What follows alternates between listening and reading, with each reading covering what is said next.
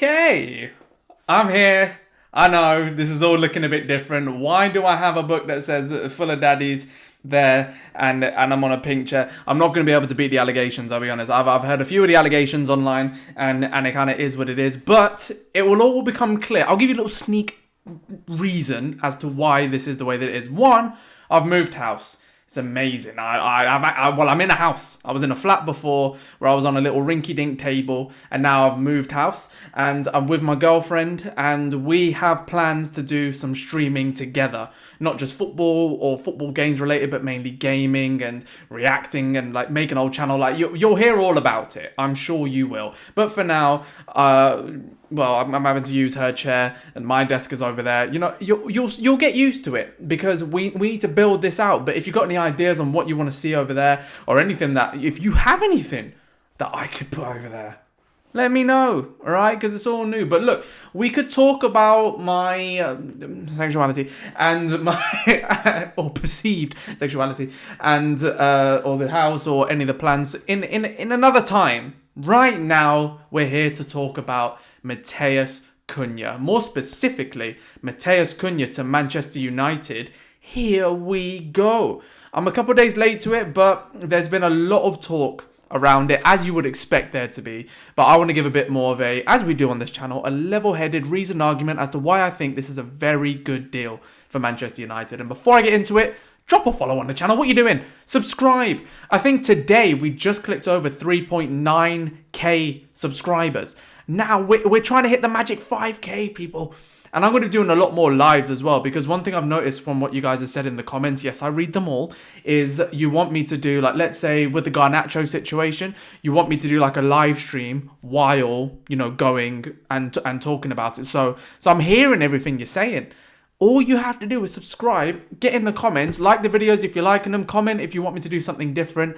And that's how this channel is going to roll, because we are trying to build the biggest and healthiest platform for Manchester United fans in the world. All my other links are down there. TikTok, Instagram, X, it's all there. The same level-headed, calm, non-toxic opinions on Manchester United. Now let's talk about Matheus Cunha. And look, I'm having to look down here. This is sick. I'm having to look down here because that's where my laptop is.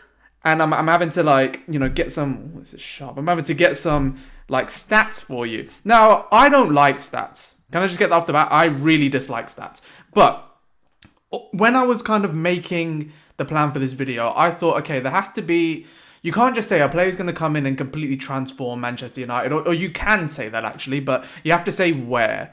And when you look at impact, you have to say what level or where in the club are they going to have that impact, or where on the pitch are they going to have it. And with Matheus Cunha, I've narrowed it down to 4 different things that I think he's going to be able to bring to Manchester United, namely goals. Obviously, the man is going to bring goals, and he's got 15 goals this season alone in 33 games for Wolves. And that's with him playing in a bit more of a free role. They play 3 at the back as well. So in terms of, you know, playing that system in the Premier League, not only have we proven that it can be done, you know, we just have to do it a lot better than what we have been doing it. But Palace won the FA Cup with it. Wolves got out of relegation with it. You know, we got out of relegation with it. Like there's definitely room for the 210s or the cams or whatever you want to call them to work within a specific system with wing backs and all that kind of stuff. But another thing that I want to point out is not just the amount of goals he's scoring, but it's the difference and the depth and the versatility in the goals he's scoring. It's not just bursting into the box and having a shot. It's not the ball just coming to him all the time. It's not always just him making things happen. It's a mix of them. Inside the box, outside the box, headers, left foot, right foot. He's doing it all. So it's really nice to see that level of goal threat come from somewhere else on the pitch. And imagine him and Bruno in those 2 roles, or maybe him and Xerxes or him and whoever. He immediately elevates who's around him. And that's going to be really key for us as well. Goals is one thing. Creativity is another. And I kind of touched on it there with the types of goals that he's been scoring. But creativity is a massive thing for Man United, because really, let's say we start a game without Ahmad and without Bruno. Who's creating anything? Maybe you could say Xerxes could create something, but how much can he create on his own? Really, the main creative force that we've got is Bruno Fernandes. And if he's not there There's no one that's a like-for-like replacement, to be honest, in the world at the minute in terms of his level of output, in terms of big chances created and stuff like that. But we want other threats. And Matheus Cunha is a massive threat for everyone. And the third element, which kind of feeds into that, is that he has the belief to do all of these things. We don't have goals, we don't have creativity, we don't have the belief that we can actually get things out of games or to do things properly.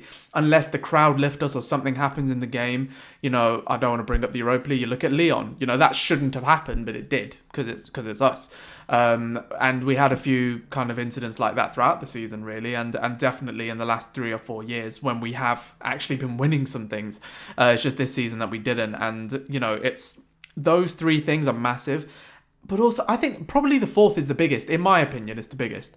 He's got a bit of a fear factor with him. Because how many players can you say that when the ball arrives at their feet, you're scared of what they're going to do next? Do you know what I mean? If the opposition get the ball and it lands to one player, you're thinking, oh, God. You know, I'm not comparing him to these players, but Salah. When the ball gets to him, you're like, oh, all right, let's just hope he's having an off day. You know what I mean? Kevin De Bruyne, when he's on his day or at his best, 100%, that type of player.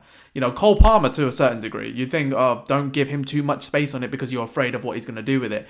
Maybe Bruno Fernandes is that kind of guy, but you've seen when he does get closed down, he tries those Hail Mary Hollywood passes and it doesn't really end up doing much.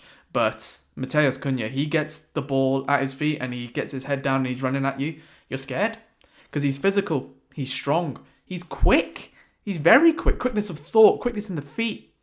He's a very nimble player and he's got that aura and fear factor about him. When I say aura, like, I'll be honest, aura, just it's an annoying type of word now, and it's becoming a meme, and I can understand why. But when I say aura, I mean he has that sort of air of belief about him that he's going to do something that's going to impact the team in a positive way, and he always has that, and it's beautiful to see. And I'm really happy that we've been able to get him over the line for these reasons, because you look at these stats. I mean, 15 goals and 6 assists in 33 games this season, but on average throughout his entire term in the Premier League, he's averaged 0.5 goals and assists per game. So every other game, he's got a goal or an assist. We're not even looking at big chances or XG or anything like that because we know how creative and impactful he can be. But in the key moments in any game, he's involved in one every 2 games. At least one in every 2 games. And you compare it to the likes of who we have now. I mean, I've got Xerxes here in this season, 3 goals and 1 assist. Bearing in mind, he did come off the bench like 15 to 18 times in the 34 appearances, I believe he had. But then you've got Garnacho, who's played a lot, in different positions, whatever. 6 goals, 2 assists. And look back at those goals, I'd say 1 or 2 of them were actually top quality. I look at Cunha's, I'm not saying all of them are top quality by any stretch, but about 10 or 12 are. That's 6x what we're doing here. And, you know, in terms of the players that we've been linked with Mbeumo, we've been linked with Cunha.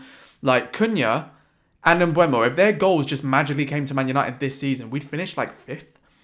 Obviously, football's not that simple, but that's the chasm that we've got. That's 35 odd goals that we're leaving on the table with these other teams, and they've been able to benefit from it massively. And, you know, the thing that has been levelled at Cunha quite a lot, and we do have to discuss it, frankly, is what type of presence he is off the pitch. I mean, historically, we've dealt with so many at Manchester United, like, we are the club of bad eggs, or at least we're at a club where the media can twist anything and to make everyone believe that they're a bad egg. You know what I mean? Like, I can't believe that certain parts of the media even thought Scott McTominay was a bad egg. And don't get me wrong, like, I didn't think Scott McTominay was good enough in the role that he was playing, and I was right, because when he was playing in the 6th, he was awful. And I don't think when he was playing in the 8 that he went forward far too much and he left us exposed with the formation we were playing under Ten Hag. Had we had him now, it would be a lot different. I genuinely think he would be quite successful now. But frankly, more power to him. He's the king of Naples, and I'm actually really happy for him. It's a fair play to him, because he's had to have the belief to go to a place like that, one cauldron to another, obviously of different levels, but fair play. And he's happy where he is, and that's great. And environment is everything, and this is where I'm going to come into with Cunha, because people always look at old players like Langer's doing well, or Anthony did well, Sancho scored yesterday, Scott McTominay has done brilliantly. Environment's everything. Some people are not cut out to wear the shirt at Manchester United, especially when things go wrong. Anyone can wear the shirt if things go right. Anyone can. I'm not saying that in the best teams that we've had many passengers. We've had some. Do you know what I mean? We've definitely had some. And we knew who the main people were. If you're going to be one of the main people in the squad, especially in the midfield, then you have to make sure that you're accountable to everything. I don't think Scott McTominay was in his position. Obviously, loads of things have changed since then. Who could have believed that we'd be here now with this manager, this formation, in this circumstance at the beginning of the season? No one. And at the time, it made sense for everyone involved, so fair enough. And Cunha, right now, it makes sense for him to come to Manchester United because obviously it's a massive step up from Wolves, not in terms of the table. I know they finished above us, or did they? I'm not sure if they were one that finished below us, whatever. But it's more the level that he's now going to be playing to and the level of accountability he's going to want to have at a club like Manchester United. Like he's come in and demanded the number 10. What that says of Marcus Rashford's future, I don't know if we give it to him because obviously he's yet to be unveiled. But if we give him that number 10, that's going to be mad. And this disruptive presence thing, I mean, it's all horses for courses until you actually know what's been said and what's gone on. I can say that we've had some bad eggs in the past, genuine ones. One's on loan at Chelsea now. And frankly, I can't wait for him to leave because I think that's a saga that is probably one of the worst ones since I've been a fan. And yeah, I can't wait for him to go. But you look at Cunha and you just think, okay, is he a bit disruptive? Is he a bit this? Or does he need to be treated differently? Because there is a massive difference between being a disruptor and being a negative influence and being a maverick. I think Matheus Cunha is more a maverick than any possible negative influence. Because we can pick out all these things like, he said this, or this was said about him, but he's also done this good thing, and this was said about him in a different, newspaper or news article, whatever, that we're all going to have them. It's until he's in the building, you don't know how someone's going to perform. Because environment changes everything, and Manchester United so far has not been in an environment where we can cultivate the best out of players who need that coaxing out of them. We need a bit more, accountability and, self-improving destiny about a player that makes you think, I want to be the guy at Manchester United rather than I'm going to go so they can make me the guy.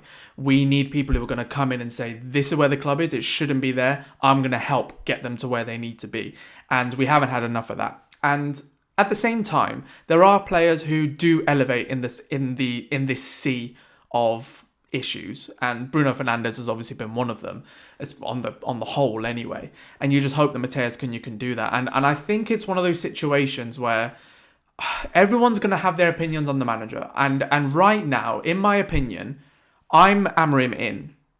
Obviously I am, because I think first of all, the issues are far above his pay grade, and I think that he has tried to impose a style. We have somehow been, more tight at the back despite the results. We just haven't been able to put the ball in the back of the net. I think that Villa game was perfect to see all of that, but there have been terrible performances like the Europa League Final. So and where we have been in the league. So I can't sit here and say, how dare you say that you're Amorim out? Because frankly, I get it. I'm just not Amorim out, and if I'm Amorim in, I think there are just as much of a fair argument to say that he should be there versus he shouldn't be there. They are fair arguments. So all I'm saying is that because of where Amorim has been and where he's taken us to, frankly, he doesn't have the luxury of being able to wait very long or to be able to rely on the good nature of Man United fans to just give him a bligh and give him a poor start to the season, be like, yeah, it's fine because we're building all this. No. You need to start strong, or a lot stronger than where the hell you have been. Because you said that the storm was coming, and the storm has come, and hopefully it's passed. Now you've directly said to us, after winning a game that no one thought we were going to win, by the way, like we battered Aston Villa when they had 11 men, 10 men. Obviously the refereeing decision it's slowed down, it looks like it's in his arms, whatever.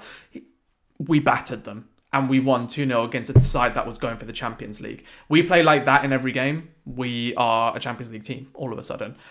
But he said now after that explicitly to us, the good times are coming. And on his side, I really hope they are, because if they're not soon, he's going to be in trouble. But in order to facilitate that, you need Premier League proven quality. You can always take a chance on players from abroad. Of course you can. Loads of teams have. We have. And it's been successful. Sometimes it hasn't. But now, with where we are, you need to have Premier League proven quality. Matheus Cunha over the last 2 years has proven that he's Premier League proven quality. at Atletico Madrid, at Leipzig, at Hoffenheim, he's been a very solid player. He's learned his craft. He knows what he wants. And he's chosen us, regardless of where the Europa League Final took us. We saw today, literally today, that Liam Delap has gone to Chelsea. And there was this idea that maybe he didn't... I don't know if this is too true or not, but I just want to give my brief 2 pence on it, in case it is true. If it isn't, fair enough, but there was this idea that he didn't want to come to Manchester United, or he preferred Chelsea because of the European football. And that's a relegated striker talking.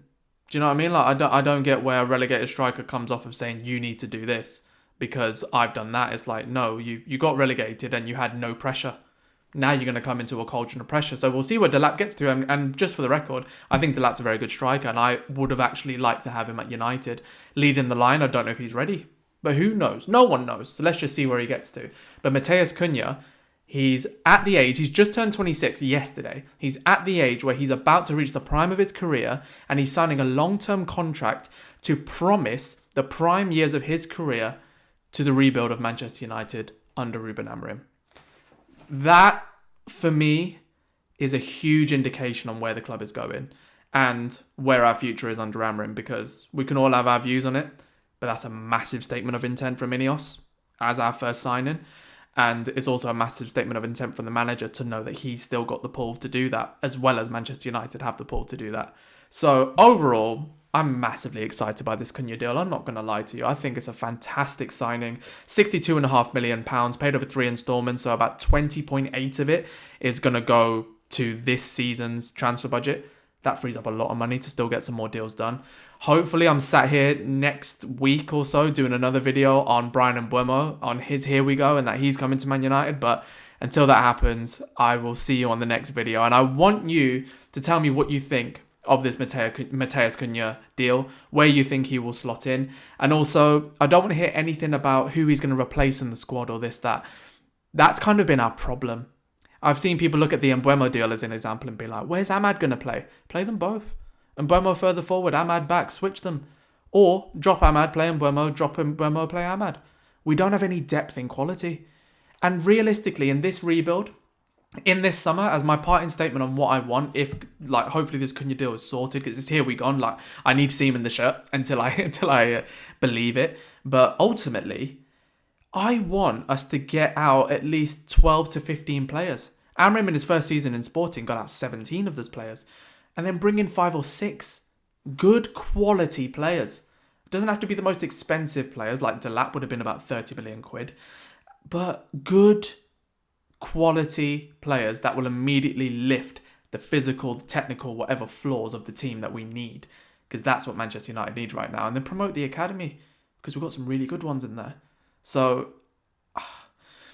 there's not much that I've seen from Amorim and the team to suggest that I'm overly excited about where our future is going right now, because I need to have seen more. And frankly, I was in Bilbao when that happened. And just a quick note on that, because everyone's going to want to know my opinion, or everyone like has asked me in the DMs for my opinion on it, knowing that I went.